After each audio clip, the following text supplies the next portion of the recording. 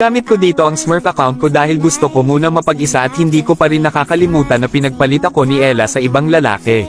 At dito pinili ko muna na mag-solo pero hindi ko dito inaasahan na may makakasabay ako na kaparehas ng avatar ni Ella pero hindi ko alam kung si Ella ba talaga ito o supporters lang ito ni Ella.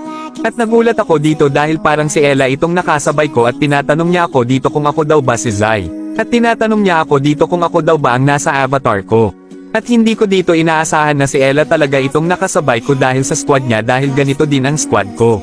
Nagpanggap ako dito na supporters lang ako ni Zai at sinabi ko dito kay Ella na idol ko kasi si Zai.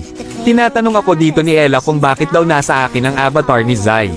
At dito tinanong ako ni Ella kung ako daw ba si Zai. Agad ko naman dito sinabi kay Ella na hindi ako si Zai at supporters lang ako. Pero hindi dito naniniwala sa akin si Ella dahil gusto dito ni Ella na aminin ko na daw ang totoo na ako daw si Zai. Pero pinili ko pa rin dito na magpanggap at sinabi ko dito kay Ella na supporters lang ako.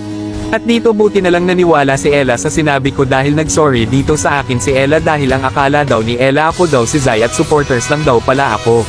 Dahil naniwala si Ella sa sinabi ko na supporters lang ako ni Zai tinanong ko dito si Ella kung mahal niya pa ba si Zai. Pero ang sakit ng nalaman ko dito dahil sinabi dito ni Ella sa akin na ang totoo daw hindi na daw ako mahal ni Ella. At dito nasaktan ako sa sinabi ni Ella sa akin na hindi na daw niya ako mahal dahil may bago na daw si Ella. Dahil sa sinabi ni Ella sa akin agad ko dito tinanong si Ella kung totoo ba ang sinasabi niya sa akin na hindi na niya ako mahal.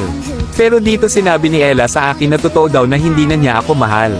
At dahil ang sakit ng mga nasabi sa akin ni Ella hindi ko dito napigilan na umalis sa game at hindi ko pa rin sinabi ang totoo na ako talaga si Zai.